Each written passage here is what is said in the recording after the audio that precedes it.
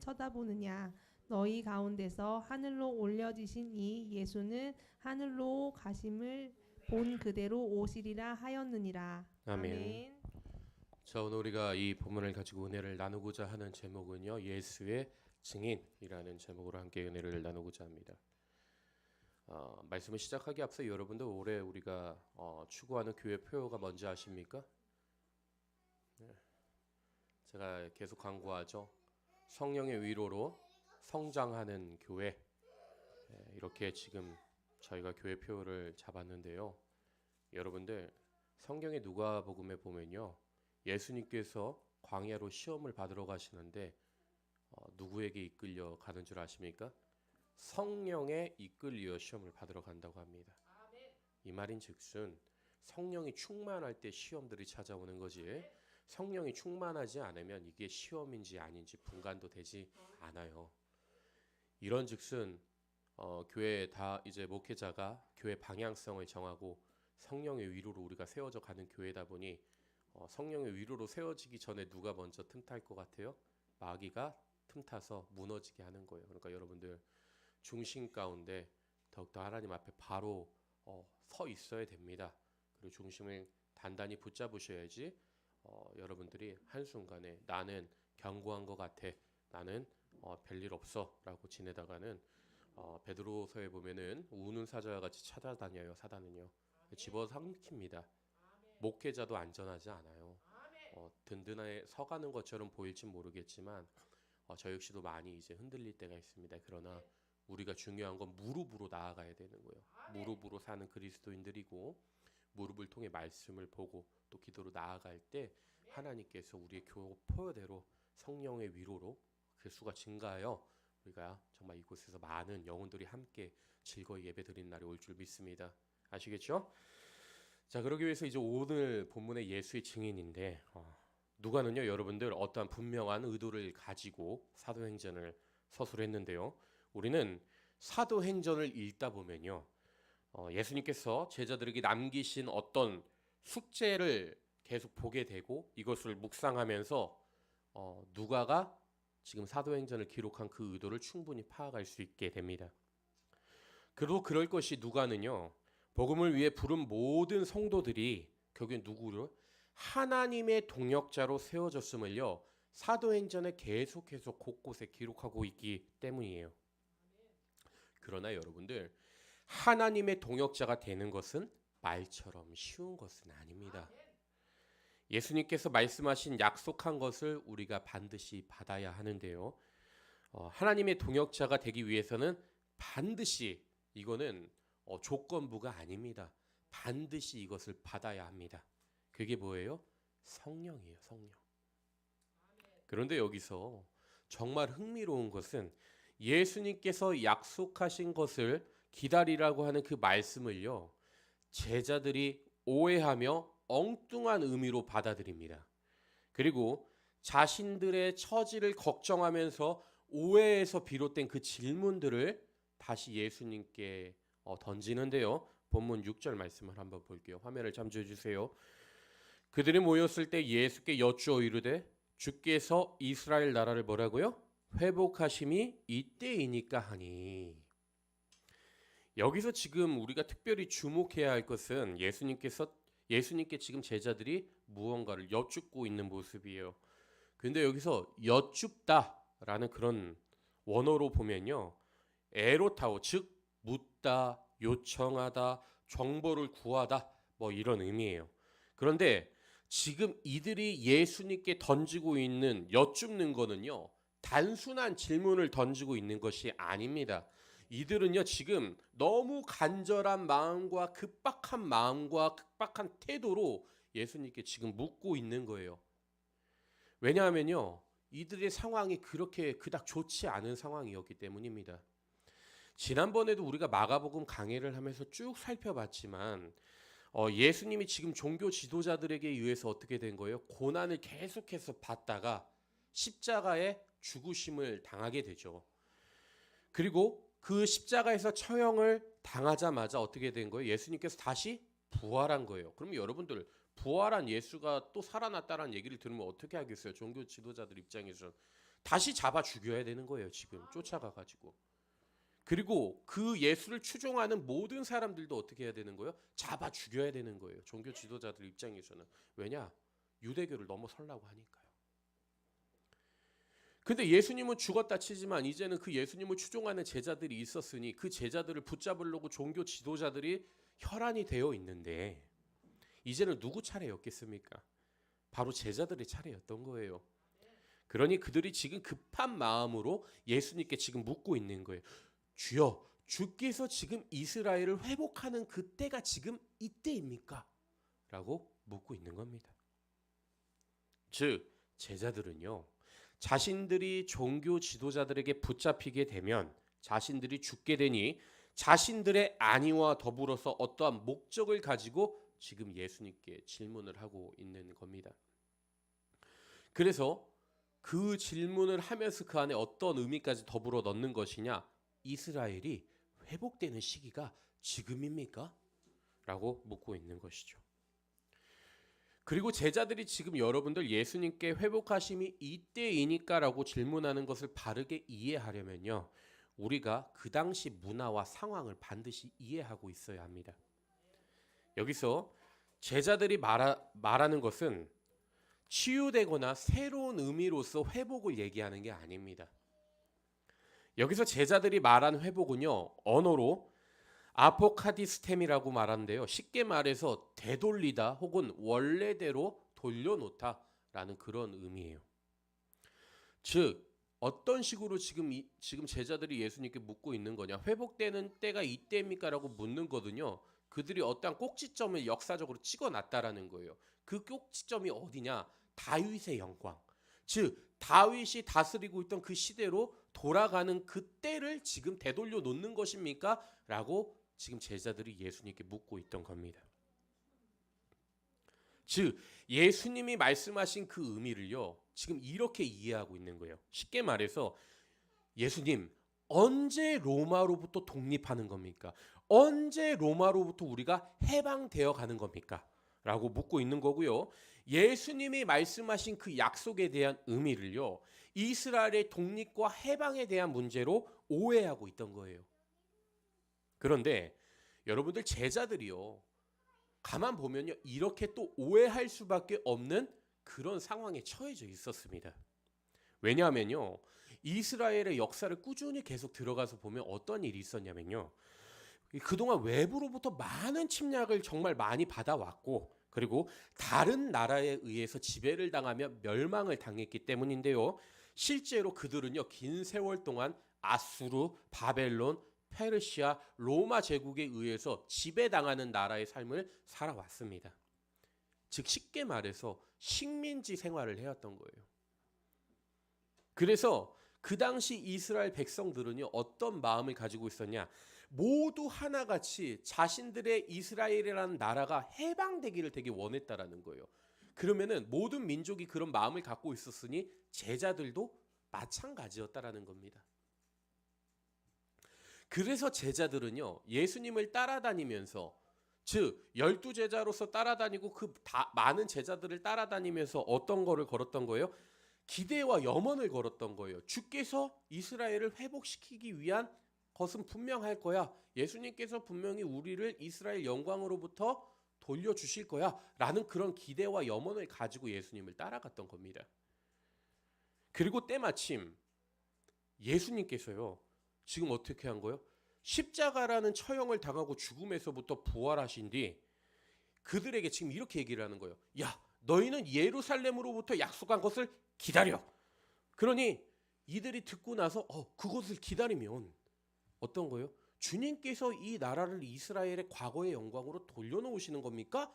라고 착각을 할 수밖에 없는 그들의 입장이 있었다라는 겁니다. 그런데 여러분들, 그런 착각과 오해, 즉 예수님을 향해서 착각과 오해를 한 제자들의 모습이요, 오늘날 누구와 비슷해요? 우리와 비슷하다라는 거예요. 중요한 것은요, 당시 제자들의 모습과 오늘날 우리의 모습이 크게 다르지 않다라는 겁니다. 생각해 보세요. 당시 제자들이 예수님과 가까이 있으면서 얼마나 예수님으로부터 많은 말씀을 듣고 있었겠습니까? 그럼에도 불구하고요, 그들은요, 자신들의 처지에 맞춰서 그렇게 예수님의 말씀을 듣다 보니 어떤 오해를 한 거예요? 완전히 예수님이 하신 그 의도와는 벗겨난 그런 말씀으로 받아들이고 오해를 하기 시작했다라는 겁니다. 이러한 측면에서 보면요, 여러분들 오늘날 우리도 마찬가지예요. 잘 보세요. 우리도 매주에 예배 자리에 나와서 얼마나 많은 말씀을 듣습니까? 그리고 얼마나 많은 예배를 드리고 있습니까? 하나님께 예배하며 찬양하며 얼마나 많은 수없이 영광을 올려드리고 있습니까? 근데 우리가 지금 그 예배의 자리에 나아갈 때 정말 성경에서 말하는 그 본질적인 부분과 목적을 가지고 회복하려고 그 예배의 자리로 나아가는 것이냐? 아니면 내 삶에서 필요한 것들을 충족시키기 위해서, 내 삶에서 목적을 달성하기 위해서 그것을 회복이라고 말하면서 이 예배의 자리로 나아오고 있는 것이냐? 우리는 이 차원에서 돌아봐야 된다는 겁니다. 그런데 참 안타까운 것은요, 오늘날 복음이라는 것을 잘못 이해하며 그 잘못된 오해에서 예수님과 하나님을 찾는 사람들이 너무나 많다라는 겁니다. 마치 당시 예수님이 약속한 것을 기다리라 라고 말씀하실 때, 주님, 지금 이스라엘이 회복하는 때가 이때입니까? 라고 질문하는 제자들의 모습이 오늘날 우리의 모습과도 일맥상통한다라는 겁니다. 그러나 예수님은요, 그런 오해를 하며 질문을 하는 제자들을 향해 다시 이렇게 대답을 해주십니다. 본문 7절 말씀을 볼게요. 이르시되 때와 시기는 누구에게요? 아버지께서 자기의 권한에 두셨으니 너희가 알 바 아니오 라고 이렇게 말씀하시는 거예요. 여기서 예수님이 말씀하시는 때와 시기는요, 하나는 크로노스, 즉 또 다른 하나는 뭐냐? 카이로스라는 이런 원어적인 부분이 있는데요. 이 두 가지가 헬라어로 말하면 시간적 개념을 이야기를 합니다. 근데 이 두 가지 언어가 시간적 개념이 약간은 다릅니다. 예수님이 때라고 쓰신 말은 크로노스라고 하는데요. 쉽게 말해서 크로노스는요, 여러분들 흐르고 있는 시간, 즉 물리적인 시간을 이야기를 합니다. 무슨 말씀인지 이해가 되셨나요? 그러니까 우리가 몇 분, 몇 초 이렇게 흘러가는 그 시간을 크로노스라고 얘기를 하는 거예요. 근데 예수님이 본문에 말씀하신 그 시기라는 말은 헬라어로 뭐라고요? 카이로스라는 건데, 이 카이로스는요, 어떠한 정확한 상황에 딱 그 시기를 얘기를 하는 거예요. 이게 무슨 말씀인지 이해가 되셨나요? 어떠한 시기가 딱 들어맞았던 그 시기를 두고 하나님의 시간인 카이로스라고 이야기를 하는데요. 이 정확한 상황을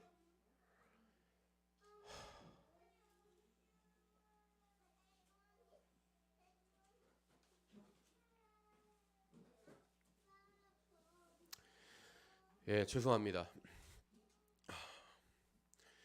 자, 그 카이로스라는 그 시기는요, 뭐를 얘기하는 거냐면요, 아브라함이 하나님께 번제를 드리던 그때가 있습니다. 이삭을 이제 하나님께 모리아 산으로 끌고 가서 이제 번제로 드리려고 할 때 이삭을 포박을 하지 않습니까? 이삭을 포박을 하면서 이제 죽여야 될 때가 돼서 칼을 번쩍 들었는데 그때 하나님의 음성이 들리기 시작합니다. 어떠한 음성이요? 아브라함아, 아브라함아, 멈추라는 거예요. 그 시기, 그 정확한 그 시기가 바로 뭐라고요? 카이로스라는 거예요. 하나님의 시간이라는 거예요. 하나님의 임재가 딱 임했을 때 그 시간을 우리는 카이로스라고 얘기를 하는 거예요. 이러한 측면에서 여러분들, 제가 시간적 개념이 두 가지가 있다고 말씀을 드렸는데 이 두 가지를 결국 종합해 보면요, 우리가 깊게 생각해야 되는 것이 이건 거예요. 우리는 지금 어떤 거예요? 날마다 물리적 시간을 보내고 있기에 어떤 시간 속에 살아가는 거예요? 크로노스적인 시간을 살아가고 있는 겁니다. 근데 우리가 늘 하나님을 인식하고 하나님과 함께한다라는 마음을 갖고 있으면요, 우리가 지금 어떤 시간을 보내고 있는 거예요? 하나님을 인식하고 예수님과 동행한다는 그 생각 때문에 우리의 시간은 크로노스 시간이 아니라 카이로스의 시간이 된다라는 겁니다. 즉 우리가 늘 경건하게 하나님을 인식할 때 크로노스의 시간이 아니라 하나님의 시간인 카이로스가 되는 것을 우리가 경험할 수 있다라는 겁니다. 다시 말씀으로 돌아와 십자가에서 부활하신 예수님을 만나자 제자들은요, 자신들의 상황에서 각자의 생각을 가지고 이제 곧 어떻게 생각한 거예요? 이스라엘이 회복되겠구나라고 생각합니다. 그러나 이들의 생각과 질문에 예수님은요, 때와 시기는 지금 누구에게 있다고요? 하나님 아버지께 있다라는 그 권한을 완전히 말을 합니다. 그러니 너희는 이게 알 바 아니다 라고 천명을 하시는 거예요. 그런데 가만 보면요, 여러분들 종말에 대한 관심은요, 예나 지금이나 똑같은 것 같아요. 많이들 관심을 갖고 교회 안에서도 그런 식으로 살아갑니다. 하지만 여러분들 우리가 계속 사복음서를 통해서도 보고 예수님의 공생의 기간을 계속 돌이켜 보잖아요. 예수님은요, 누누이 말씀하시기를 너희들은 종말에 관심을 가지지 말라라고 권면하십니다. 그리고 나아가서는 그 기한과 그때는 자기도 모르고 오직 누구만 안다고요? 하나님만 아신다고 말씀하시는데요. 이와 관련해서 여러분들 재밌는 게 하나 있어요. 그게 뭐냐면요, 유대인들의 결혼 문화를 보면 이와 비슷한 맥락의 이야기를 하나 알 수 있습니다. 제가 예전에도 한번 말씀드린 적이 있는데요. 유대인들의 그러니까 결혼 문화를 보면요, 여러분들 유대인들은요, 남녀가 서로 부모님들끼리 만나서 혼인을 하기로 정약을 하면요, 결혼 날이 정해지는 순간 그 남편은 어떤 식으로, 신랑은 어떤 식으로 이제 행동을 하느냐, 자기 아버지 살던 집으로 돌아와서 집을 짓기 시작합니다. 집을 짓기 시작하면서 자기가 거느리고 있는 종들과 그 집을 열심히 지어요. 그리고 나서 그 집이 지어지면 대부분 우리가 이해하는 바에 따르면 어떤 식으로 해요? 이제 신부를 데리고 와서 살겠구나라고 생각을 하잖아요.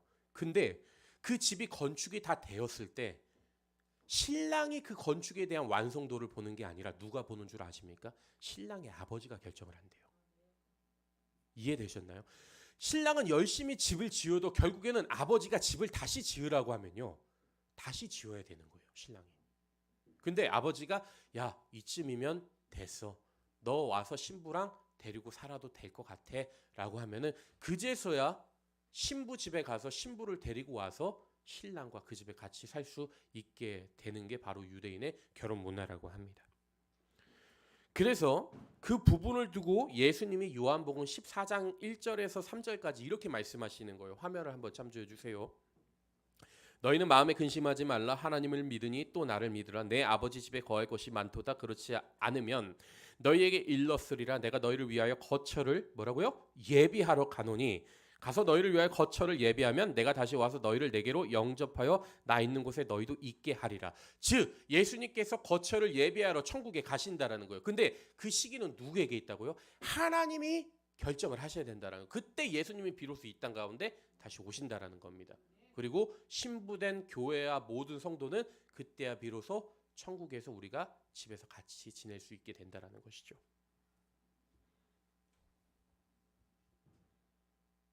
그러니 여러분들 우리는요, 어떻게 살아가야 됩니까? 때와 시기에 집착하기보다는요, 모든 것을 누구에게 맡기고요?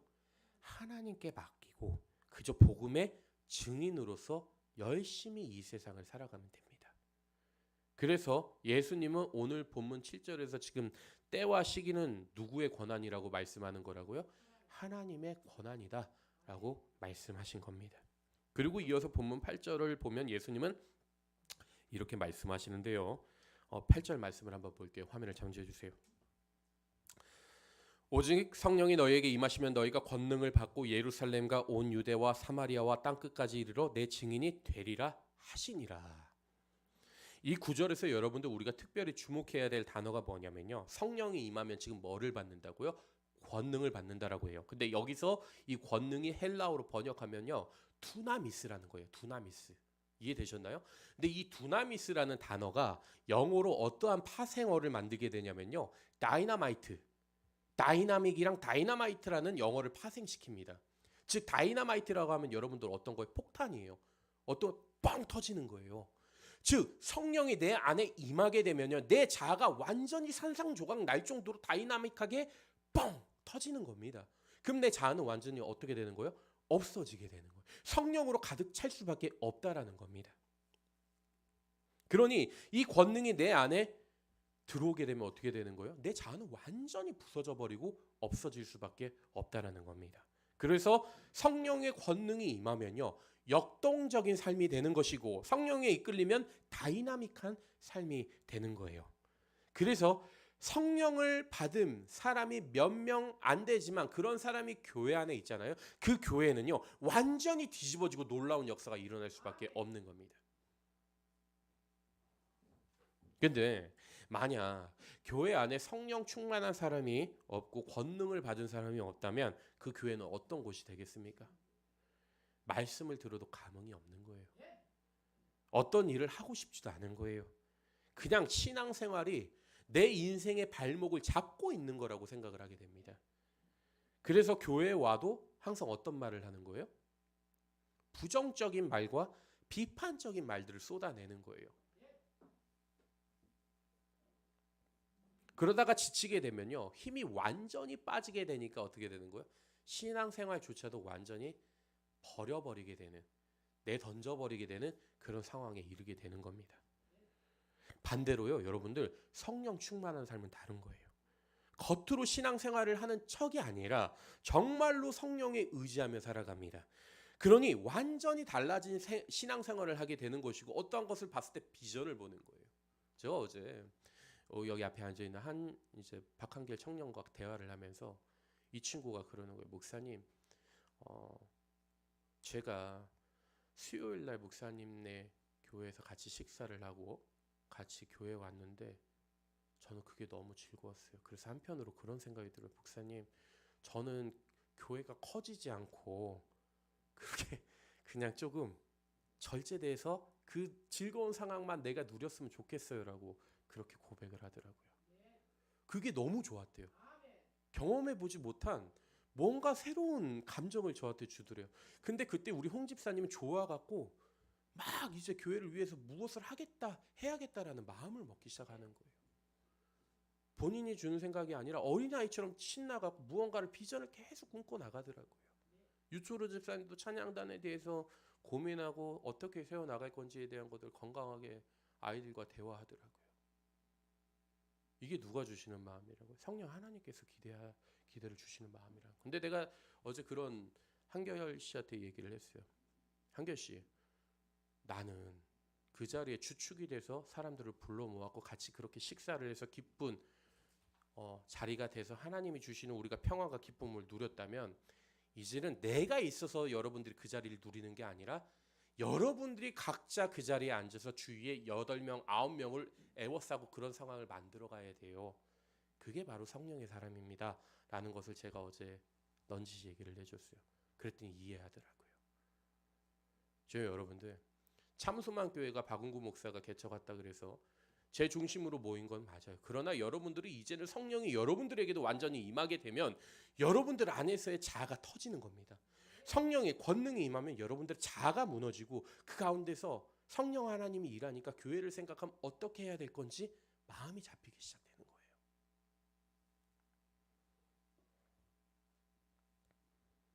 그래서 그런 사람들의 인생을 보잖아요.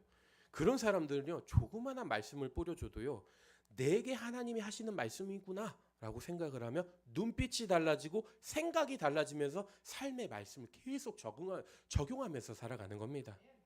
그래서 여러분들, 모든 성도는요, 뭐를 받아야 된다고요? 성령을 받아야 된다라는 거예요.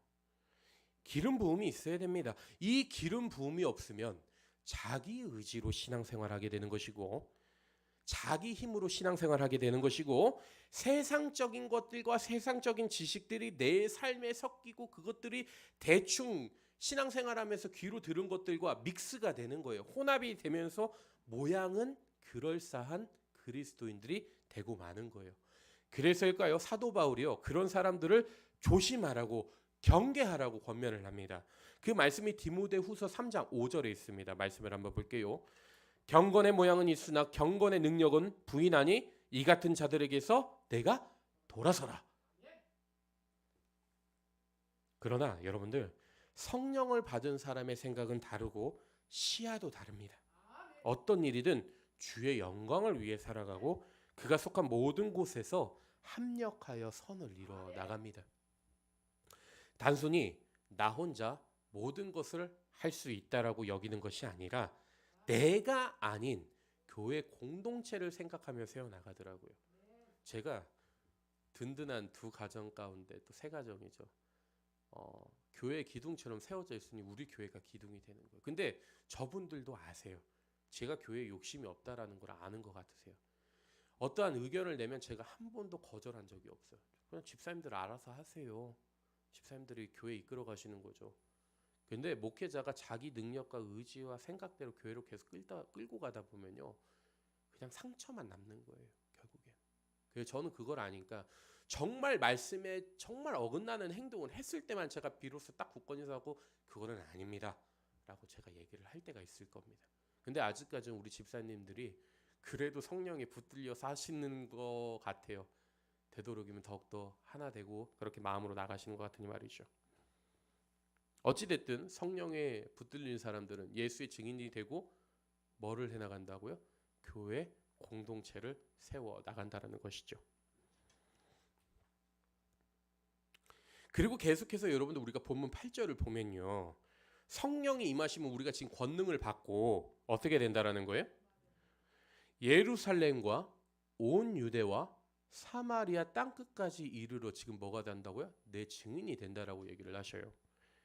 근데 여러분들 우리가 여기서 주목해야 될 게 뭐냐면 지금 제자들이 머물고 있는 곳이 어디예요? 예루살렘이에요.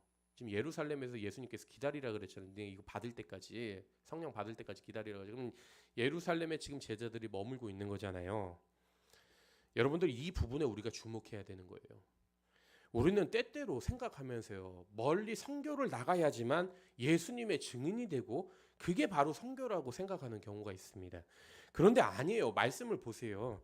예수님께서는요, 지금 당장 제자들이 서 있는 곳을 향해서 지금 뭐라고요? 증인이 되라고 얘기를 하는 겁니다. 우리가 서 있는 삶의 그 자리에 뭐가 되어야 된다고요? 증인이 되어야 된다는 거예요. 그렇다면 여기서 궁금한 것이 생깁니다. 증인된 삶이 무엇이냐? 어떤 게 그러면은 목사님 증인된 삶이에요? 물어볼 수 있어요. 그냥 간단해요. 본 것을 그대로 전하는 겁니다. 더하지도 말고 빼지도 말고 그냥 정확히 있는 사실 그대로의 우리 교회에서 느낀 것들을 증언하면 됩니다. 절대로 거짓된 행동을 해서는 안 되는 거예요. 이게 바로 증인의 역할입니다. 그런데 만약 내가 예수님을 믿는다고 여전히 말을 하면서 거짓된 행동으로 일관하고 있다면 주위에서 믿지 않는 자들이 우리를 어떻게 보겠냐라는 거예요. 증인으로 보는 것이 아니라 뭐로 보겠습니까? 거짓말쟁이로 보게 된다라는 거예요. 그래서 증인은요, 말로 되는 것이 아니라 행동으로 되는 것이고 삶으로 그 증인된 삶을 증명해 나가야 되는 겁니다. 이러한 의미에서 예수님은요, 제자들에게 멀리 있는 곳에서 증인이 되라고 하지 않았어요. 당장 지금 그들이 서 있는 그 자리인 예루살렘부터 증인이 되라라고 지금 말씀하고 있는 거예요. 그리고 나서 예수님이 이 말씀을 마치신 뒤 하늘로 이제 승천하시는데요. 올라가시는데요. 계속해서 말씀을 볼게요. 보면 9절에서 11절 말씀이에요. 이 말씀을 마치시고 그들이 보는데 올려져 가시니 그들이 그를 가려 보이지 않게 하더라. 올라가실 때 제자들이 자세히 하늘을 쳐다보고 있는데 뭐라고요? 흰 옷 입은 두 사람이 그들의 곁에 서서 이르되 갈릴리 사람들아 어찌하여 서서 하늘을 쳐다보느냐? 너희 가운데서 하늘로 올려지신 이 예수는 하늘로 가심을 본 그대로 오시리라 하였느니라. 이렇듯이 지금 예수님은요, 말씀을 마치신 뒤 어떻게 한 거예요? 하늘로 승천하셨습니다. 그런데 여기서 특이한 점은요, 흰 옷 입은 두 청년이 나와서 지금 뭐라고 하고 있는 거예요? 예수님의 제자들을 향해서요, 갈릴리 사람들아 라고 이렇게 얘기하고 있는 건데요, 이 둘은요 분명히 예수님의 제자들이 그의 제자들이었다는 사실을 알았을 겁니다. 그죠? 그럼에도 불구하고 지금 이들을 향해서 뭐라고 표현하는 거예요? 갈릴리 사람들아 라고 지금 부르고 있다는 거예요. 그러면은 왜 예수님의 제자라는 사실을 알았음에도 불구하고 왜 이들을 향해 제자들아 이렇게 부르지 않고 갈릴리 사람들아 라고 이렇게 불렀을까요? 그 이유는 여러분들 간단해요. 이들이 아직 성령을 받지 않았기 때문입니다. 그래서 성령을 받지 않았으니 이들의 출신 지역의 이름을 따서 갈릴리 사람들아 라고 이렇게 불렀던 겁니다. 그리고 이어서 말씀을 보면 제자들은 서서 하늘을 쳐다보고 있는 가운데 예수님이 하늘을 가심을 본 그대로 다시 오실 것임을 약속하는데요. 말씀하는데요. 어찌 보면요, 여러분들 제가 서두에서 얘기했던 거 기억나시나요? 예수님이 이 땅 가운데 올라가시기 직전에 우리에게 지금 뭐를 주고 가신 것 같다고요? 숙제라고 아까 전에 제가 얘기했던 말이 기억나나요? 제자들에게 숙제를 남기시고 어떤 숙제요? 내 증인이 되라 라는 그런 숙제를 남기시고 올라가신 것 같아요. 그리고 이 땅 가운데 다시 오셨을 때는 너희들이 그 숙제를 잘 풀었느냐, 증인된 숙제의 역할을 잘 풀었느냐 확인하러 이 땅에 다시 오는 것 같은 그런 느낌이 듭니다. 사랑하는 여러분, 중요한 것은요, 예수님이 이 땅 가운데 다시 오실 때 우리는 증인으로서 그 역할을 충실히 잘 감당했을 때야 비로소 주님께 잘했다 칭찬을 들을 것이고, 우리가 입술로만 예수님을 믿는다 하지만 증인으로서 행동은 역할을 다하지 않는다면 그날에 이르러 주님도 우리를 모른다라고 말씀하실 거예요. 이런 의미에서 마태복음 10장 33절은요 우리에게 더 큰 의미로 다가올 수가 있어요. 말씀을 한번 볼게요. 화면을 잠재해 주세요. 누구든지 사람 앞에서 나를 부인하면 나도 하늘에 계신 내 아버지 앞에서 뭐라고요? 그를 부인하리라. 그렇다면 여기서 여러분들 궁금한 게 다시 하나 생깁니다. 예수님의 증인으로 어떻게 살아야 하는 겁니까? 어떻게 예수님의 증인으로 살아야지 증인된 역할을 잘 소화한 것일까요? 어렵지 않아요, 여러분들. 매주 교회에 나와서 말씀 가운데 결단하고 성경 공부를 통해 세상에 나아가서 믿지 않는 자들을 붙잡고 제자 삼아 침례를 주며 가르쳐 지키게 행하게 하는 겁니다. 그게 증인의 역할을 다하는 겁니다. 그게 예수님이 우리에게 주신 뭐예요? 지상명령입니다. 이거는요 조건부가 아니에요. 반드시 예수를 믿는 사람이고 예수의 증인이라면 해야 되는 겁니다. 선한 영향력을 베풀고 그들을 데리고 와서 증인 삼아 침례도 주고 가르쳐 지키면서 행하게 하는 겁니다. 그럴 때 우리가 이런 일들을 잘 소화할 때 비로소 우리는요 예수님의 참된 증인이 될 수 있습니다. 자, 이제 말씀을 정리하고 싶습니다. 초대교회가요 건강한 교회가 될 수 있었던 것은요 그들이 예수님을 증언하는 삶을 살았기 때문입니다. 그리고 하나님은 그들을 통해 우리에게도 어떻게 한 거예요? 이 세상 오늘날 우리에게 이르기까지 그 소식을 듣게 하시면서 우리를 복음의 증인으로 부르셨는데요. 여기서 조심해야 될 것은 우리가 예배에 참석해 은혜를 받는 것만 신앙생활로 여기는 그런 태도입니다. 물론 예배를 통해 말씀을 듣고 진리를 배우며 감격하는 것도 되게 중요합니다. 하지만 더욱 중요한 것은요. 예배를 통해 예수님을 만나고 세상으로 나아가서 예수님의 증인으로서의 그 역할을 잘 감당해야 된다는 거예요. 요즘 오늘날 그리스도인들을 보면요. 교회 안과 교회 밖을 너무 많이 구분합니다. 근데 그래서는 안 돼요. 교회 안과 교회 밖도 일치해야 된다는 거예요. 그런데 예수님의 증인으로서 그 역할을 잘 감당하기 위해 반드시 필요한 것이 있습니다. 그게 바로 성령 하나님의 임재를 경험하는 겁니다. 이 두나미스가 내 안에 들어오면 어떻게 된다고요? 영어의 파생어인 다이나마이트, 다이나믹한 그런 게 내 안에 들어오니 다이나마이트가 터지니 내 자아가 부서지고 역동적인 삶을 살게 되는 겁니다. 그리고 날마다 삶 가운데 성령님의 임재를 경험할 수밖에 없는 거예요. 내 안에 누가 가득하니까요? 성령 하나님이 가득하니까요. 그럴 때 우리는 어떠한 삶을 사는 거예요? 예수님의 증인으로서 마땅히 그 역할을 충실히 잘 감당하면서 살아갈 수 있게 됩니다. 사랑하는 여러분, 우리는 예수님의 증인으로 부름을 받았기에 그 증인으로서 사명을 충실히 잘 감당해야 합니다. 그리고 우리가 증인된 삶을 살아갈 때 예수님은 이 땅 가운데 오시어 각 사람들이 행한 대로의 그런 상을 베풀어 주실 겁니다. 그리고 여러분들이 그러한 상을 받게 됐을 때 또 비로소 여러분들도 활짝 웃을 수 있지 않겠습니까? 그러니 이 자리에 계신 여러분들 모두가 그리스도의 증인으로서 열심히 이 세상을 살아가는 사명의 눈을 뜨시고 참소만 교회 새로운 부흥의 역사를 사도행전의 29장을 역사를 계속 써내려갈 수 있는 성도 여러분들 되실